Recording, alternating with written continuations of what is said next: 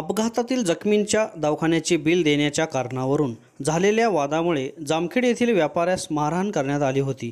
या प्रकरणी 1 जणासह इतर 6 अनोळखी अशा एकूण 7 जणांविरोधात जामखेड पोलीस स्टेशनला गुन्हा दाखल करण्यात आला होता। या प्रकरणी व्यापाऱ्यांनी आरोपींना तात्काळ अटक करावी व यासाठी तहसीलदार व पोलीस स्टेशन यांना निवेदन देण्यात आले व व्यापाऱ्यांच्या वतीने घटनेचा तीव्र निषेध करण्यात आला होता। या प्रकरणी जामखेड पोलीस स्टेशनला व्यापारी नितीन बापना यांनी दिलेल्या फिर्यादीवरून वरील आरोपींविरोधात गुन्हा दाखल करण्यात आला आहे। या घटनेचा तपास पोलीस निरीक्षक महेश पाटील यांच्या मार्गदर्शनाखाली police head constable Santosh Kopnar हे करत आहेत। व्यापाऱ्यांसह झालेल्या मारहाणीच्या घटनेचा व्हिडिओ शहरात पसरताच आज गुरुवार दिनांक 30 रोजी व्यापारी व नागरिकांच्या वतीने सकाळी 9 ते 11 वाजेपर्यंत आपली दुकाने बंद ठेवून या घटनेचा निषेध केला। तसेच तहसीलदार गणेश माळी व पोलीस निरीक्षक महेश पाटील यांना निवेदन देण्यात आले व आरोपींना तातडीने कारवाई करावी व अशी मागणी केली।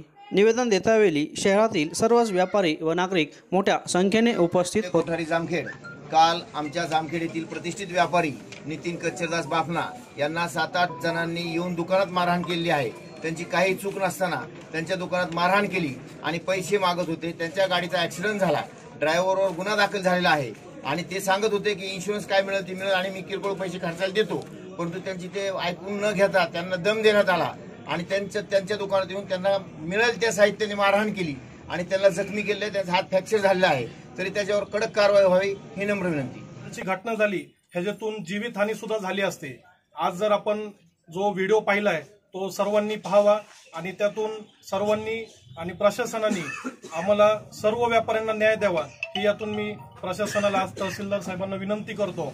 आणि भविष्यामध्ये असे कोणतेही प्रकार किंवा जामखेडमध्ये दहशत माजवण्याचा जे प्रयत्न करत आहे त्यांना जाब बसलं पाहिजे।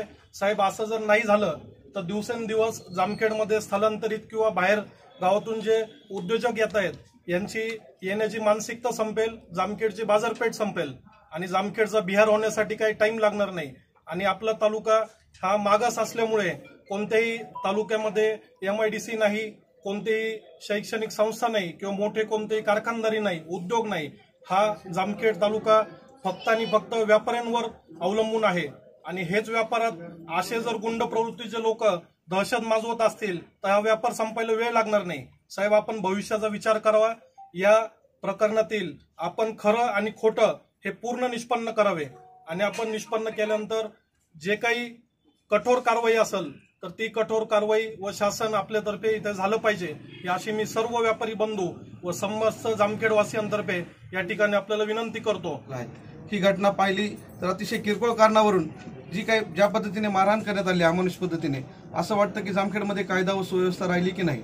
आतापर्यंत ही 2री-3री घटना आहे।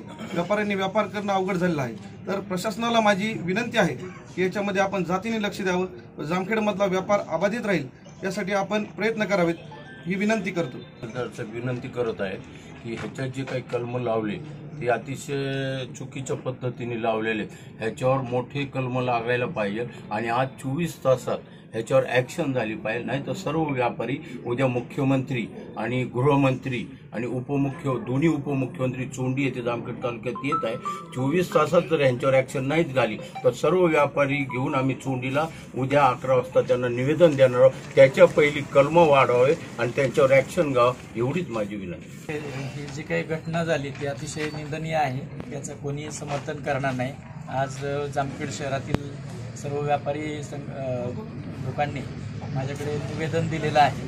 या निवेदनाच्या अनुषंगाने तसेच आपण जी गुन्हा दाखल करण्यासाठी जी तक्रार दिलेली आहे त्याचा जो आशय आहे आणि त्यानुसार FIR मधील कोणती कलम आहे ते तपासून घेण्यासाठी मी या निवेदनाच्या अनुषंगाने पोलीस विभागाला आदेश देतो। तसेच त्यांचे वरिष्ठ आहेत याबाबतही त्यांना लक्ष घालण्यासाठी। बापना यांच्यावरती जो हल्ला झाला तर त्या हल्ल्याच्या निषेधार्थ आम्ही सर्व व्यापारी आज एकत्र येऊन निवेदन देण्यासाठी आलो आहोत। असे जर व्यापाऱ्यांवरती हल्ले होत गेले, आकाश भाऊंनी आता सांगितलं की असे जर हल्ले होत गेले तर व्यापारी पेठेतील व्यापार नाहीसा व्हायला असा काही वेळ लागणार नाही आहे। व्यापारी हा कुठं समोरच्याला आम्ही असं आमची दहशत दाखवत नाही आहेत किंवा आम्ही स्वतःहून असं कुठल्या गोष्टीला आमंत्रण देत नाही आहेत की तर जर असा व्यापाऱ्यांवरती पुन्हा हल्ला झाला तर मोठं हे केलं जाईल, एक आंदोलन केलं जाईल. इथून पुढे साहेब तुम्हाला एक विनंती करतो की व्यापाऱ्यांवरती जर असे हल्ले झाले तर आपण स्वतःहून व्यवस्थित लक्ष घालून एक सत्याच्या बाजूने न्याय द्यावा, हीच आम्ही सर्व व्यापारी असोसिएशन तर्फे निवेदनामध्ये सांगतो. 8 दिवसापूर्वी पाडळी फाटा या ठिकाणी एक अपघात घडलेला होता आणि त्या अपघातामध्ये 5 इसम जखमी झाले होते. त्या जखमी आरोपितांच्या नातेवाईकांनी काल येऊन जे आपले व्यापारी नितीन बापना यांना मारहाण केलेली आहे, त्या अनुषंगाने जामखेड पोलीस स्टेशनने गुन्हा नोंद केलेला आहे. त्यामध्ये वैद्यकीय बिल भरण्यासाठी पैसे द्या अशा प्रकारे धमकी देऊन त्यांना जीवे ठार मारण्याचा प्रयत्न करून जे खंडणी मागण्याचा प्रकार आहे त्यासाठी जे सेक्शन आहे ते गंभीरच सेक्शन त्यामध्ये लावलेले आहे. त्यामध्ये CCTV फुटेजमध्ये जे आरोपी आहेत सर्व आरोपितांची नावं निष्पन्न करून सर्व आरोपितांना अटक केलं जाईल. त्यामध्ये कोणत्याही कामात कुचराईपणा केला जाणार नाही. यामध्ये लावण्यात आलेले सेक्शन्स हे गंभीरच आहे, ज्यामध्ये की खंडणी मागण्यासाठी जीवे ठार मारणे, गंभीर दुखापत करणे जे कलम आहे ते लावलेलं आहे, गंभीर दुखापतीचं कलम लावलेलं आहे. तरी देखील यामध्ये आणखीन काही माझ्या वरिष्ठांचं मार्गदर्शन घेऊन त्यातले CCTV फुटेज पाहून आणखीन काही त्यामध्ये मला कठोर कारवाई करता येईल का याबद्दल मी प्रयत्न करतो. दुसरी गोष्ट, मी सर्व शांततामय मार्गाने आपण व्यापारी व्यवसाय करीत असता मी जामखेड पोलीस स्टेशन आपल्या सदैव पाठीशी आहे आणि असंच राहील अशी ग्वाही देतो आणि सर्वांनी प्रशासनाला सहकार्य करावं अशी विनंती.